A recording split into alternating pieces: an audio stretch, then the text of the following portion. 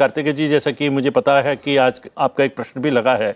निजी तौर पर सांसद का कितना नुकसान होता है, या फिर कह सकते हैं कि संसदीय क्षेत्र की जनता का कितना नुकसान होता है कि आपको एक बहुत ही मुश्किल से एक समय आता है, आपका प्रश्न सूचीबद्ध होता है, लेकिन जब समय आता है उसका पूछने का, सदन की कार्रवाई ना चल रही हो, तो क्या बीतती है एक जनप्रतिनिधि के दिल पर? देखिए, मैं तो ये कहूँगा कि मेरे कार्यकाल को शुरू हुए अभी मुश्किल से 6 महीने हुए हैं और मेरी तीसरा सत्र है जो मैं अटेंड कर रहा हूँ। और दुर्भाग्यपूर्ण बात यह है कि मुझे अभी तक अपनी मेडन स्पीच करने का मौका नहीं मिला। आज मेरा एक प्रश्न लगा है और बहुत ही प्रयास करने के बाद, बहुत तैयारी करने के बाद एक लॉटरी सिस्टम होता है जिसके तहत प्रश्न चिन्हित किए जाते हैं और आते हैं। उस पूरी प्रक्रिया करने के बाद जब आपका प्रश्न लगता है और आप प्रश्न अपना नहीं पूछ पाते क्योंकि संसद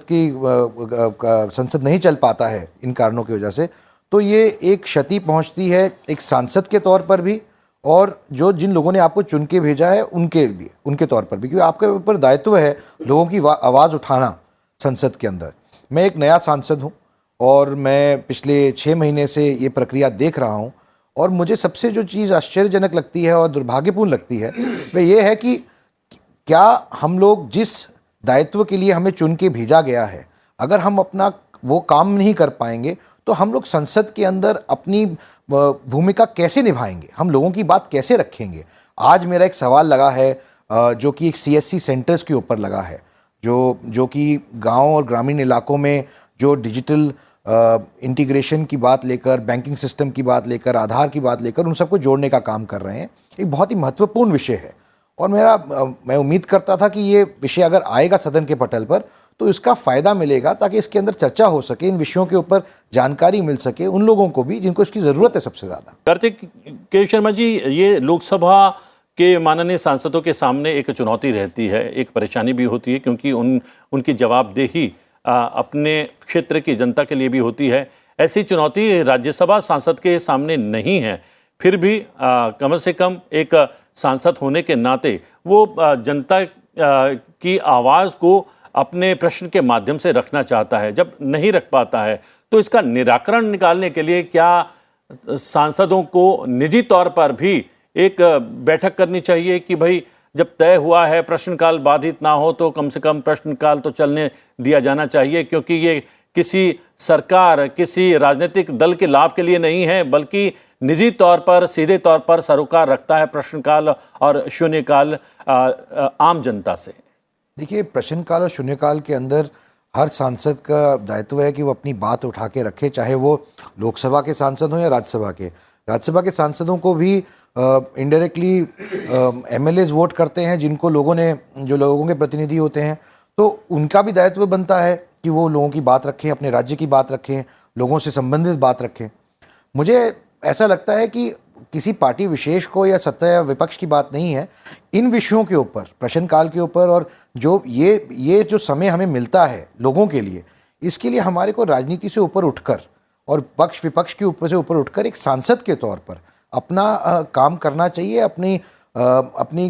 कर्म भूमि के लिए जस्टिस करने की बहुत ज़रूरत है, क्योंकि ये हमारे सिर्फ दायित्व नहीं, हमारी जिम्मेवारी भी है कि हम लोगों की बात उठाएं। अब जैसे कि वरिष्ठ सहयोगी हैं मलुक जी, उन्होंने एक बात कही, बहुत अच्छी बात बोली कि हम लोगों का जो दायित्व है, चाहे वो हमारी कॉन्स्टिट्यूंसी से रिलेटेड हो, चाहे हमारे स्टेट से रिलेटेड हो या पूरे देश से रिलेटेड हो। अब जो मेरा सवाल आज लगा था CSC सेंटर्स के ऊपर कंप्यूटर, इसका इम्पैक्ट हर गांव में, देश के लाखों गांवों में पड़ता है कि किस तरीके से जो डिजिटल पेमेंट इंटीग्रेशन सिस्टम बना है, जो नई पॉलिसीज़ बनी हैं, चाहे वो आधार कार्ड बनवाने की सुविधा हो, चाहे कोई भी डिजिटल इंटीग्रेशन पेमेंट सिस्टम की सुविधा हो, उसको कार्यान्वित करने के लिए बहुत ही महत्वपूर्ण एक तरीका है उसको गांव देहात तक पहुंचाने के लिए, क्योंकि वे लोग इतने सक्षम नहीं हैं कि वो डिजिटल इंटीग्रेशन कर सकें और उसका फ़ायदा उठा के उसका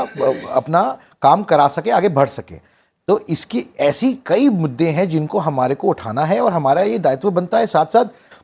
मुझे लगता है विपक्ष को भी, और कहीं ना कहीं जब हम लोग आपस में मिलके बात करते हैं तो विपक्ष भी ये बात बोलता है। देखिए, मैं एक इंडिपेंडेंट सांसद हूँ, मलुक जागर जी भी विपक्ष से आते हैं, तो ये बात पक्ष और विपक्ष की नहीं है, ये बात है सांसदों के अधिकार की और लोगों के अधिकार की। तो इसके लिए मुझे लगता है हम सबको डायरेक्ट इनडायरेक्ट तरीके से एक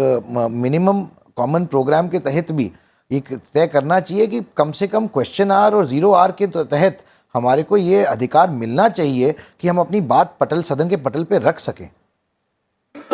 जी हाँ, कम से कम समय मिलना चाहिए तमाम सांसदों को, जिससे अपनी बात और अपने क्षेत्र की जनता से जुड़े हुए सरोकार भी सदन के भीतर रख सके, जिसका जिक्र कर भी चुके हैं। हमारे साथ कार्तिकेय शर्मा जी स्टूडियो में मौजूद हैं, माननीय राज्यसभा सांसद। एक बार फिर से दोहरा देते हैं कि प्रश्नकाल के दौरान आज वो इलेक्ट्रॉनिकी और सूचना प्रौद्योगिकी मंत्रालय से कॉमन सर्विस सेंटर से जुड़ा सवाल पूछने वाले हैं। आपने इसका जिक्र तो किया है कार्तिकेय जी,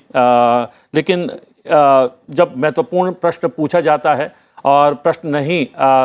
सामने आ पाता, तो उसको लेकर कुछ विकल्प दिमाग में भी आते हैं क्या किसी सांसद के, या फिर आपके जहन में कुछ चलता है कि प्रश्न पूछा जाएगा या नहीं पूछा जाएगा, उसका उत्तर मिल पाएगा या नहीं मिल पाएगा, और नहीं मिल पाएगा तो क्या कुछ किया जाएगा आपकी तरफ से? देखिए, जब स्टार्ट क्वेश्चन आते हैं तो आप जानकारी सरकार से डिटेल में पा सकते हैं, आप फॉलो ऑन क्वेश्चन पूछ सकते हैं, आपके जो भी डाउट्स होते हैं उसको आपको दोबारा से उसको पूछने का मौका मिलता है, कि उससे एसोसिएटेड मैटर का पूछने का मौका मिलता है। नहीं तो आप रिटर्न में क्वेश्चन दे सकते हैं जहां सरकार जवाब दे देती है। लेकिन ये महत्वपूर्ण विषय इसलिए भी है क्योंकि हाल ही में मैं जिस स्टैंडिंग कमेटी में हूँ आईटी और टेलीकॉम की, उसके अंदर हमने सीएससी सेंटर्स का विजिट करने गए थे पुणे और कुछ जगहों पर। तो कई त्रुटियां निकल के आई और ऐसी कई जानकारी निकल के आई जिसके ऊपर मुझे लगा कि मुझे सवाल पूछना चाहिए, क्योंकि एक ऐसा विषय है जो कि हमारे देश के हर गांव को इफेक्ट करता है, लाखों गांव को करता है, और इसमें लाखों लोगों को रोजगार भी मिल रहा है साथ साथ।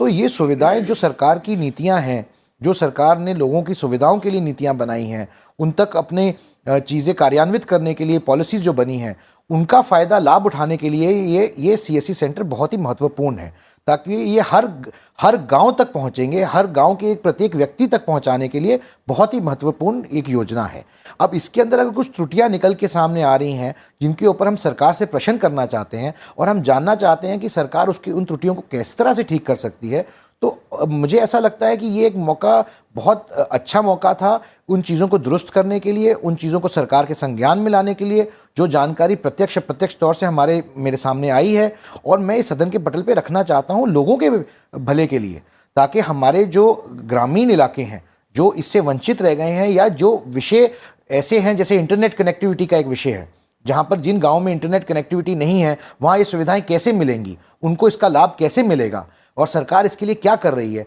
ये महत्वपूर्ण विषय, बहुत महत्वपूर्ण विषय है जिसकी क्षति सीधे आम आदमी को मिलती है और एक ग्रामीण इलाके के आम आदमी को मिलती है। तो ये मुझे लगता है कि हम सबको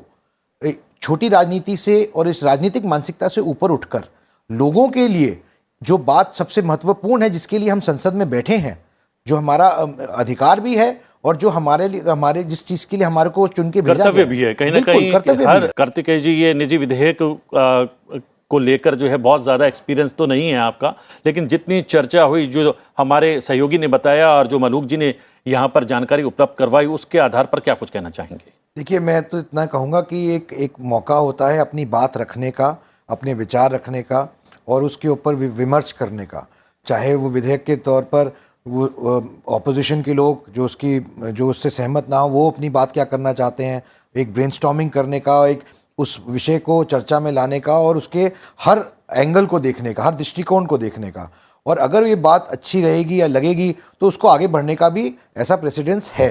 तो मेरा मानना है कि ये बहुत ही महत्वपूर्ण दिन होता है जिस दिन आप अपनी बात रख सकते हैं और लोगों के समक्ष रख सकते हैं और उस पर चर्चा कर सकते हैं, जो कि लोकतंत्र में सबसे बड़ा हिस्सा अपनी बात को चर्चा करने के लायक लाना है। और इसलिए हमारे को इस दिन को भी महत्वपूर्णता कम नहीं करनी चाहिए। एक तरीका है अपनी बात को रखने का सदन के पटल पर, जी जी, चाहे वो विपक्ष की बात हो चाहे वो सरकार की बात हो जी। और आशा और उम्मीद पर दुनिया कायम है और हम यही उम्मीद कर सकते हैं आज दोनों सदनों की कार्रवाई सुचारू रूप से चले। लेकिन मलूक जी आपने और कार्तिकेय जी आपने समय निकाला, बहुत बहुत धन्यवाद। Thank you very much.